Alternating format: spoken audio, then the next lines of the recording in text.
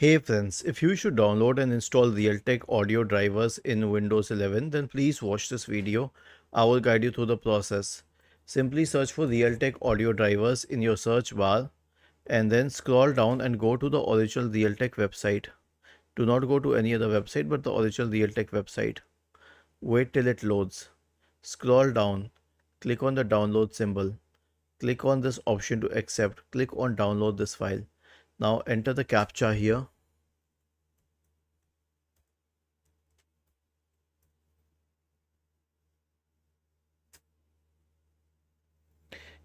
You will be able to download the zip file and from which you can run the installer.